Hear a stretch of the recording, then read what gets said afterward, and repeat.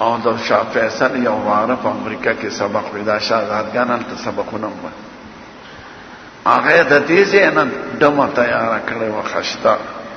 چې دغه شهزاده سره به اشنایي شروع کړي او دی به په ځان عاشق کړي او بیا به د ده په واسطه شاه فیصل وجني دا ټول پروګرام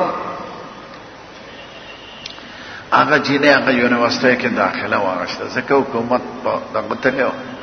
د اسرائیل او هغه شهزاده سره یې تعلق جوړ کړ زلمی هلک په ډېر زر دوکه کېږي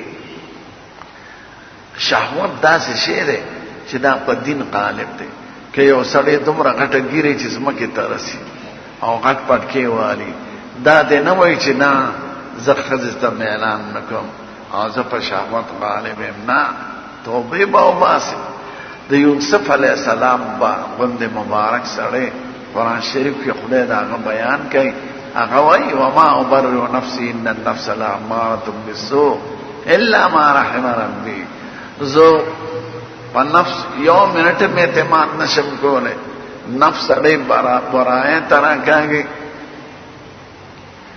نو که لوی ملار یم شهوت په دین غالب دی شهوت په عقل غالب دی شهوت په معاشره غالب دی شهوت په رواج غالب دی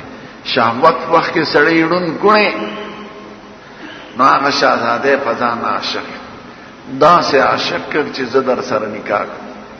هغه یو درېږه زه به د تره نه تپوس کوم ځکه زمونږ خاندان کې د بار قوم سره نکاح بند ده نه هغه ته هغه ورته وایي نه بچي بغیر د خپل خاندان نه بل ځای واده نه کوي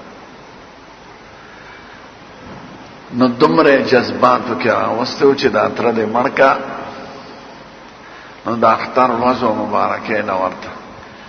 او ځان سره یې تماچه لاس کې نیولې ده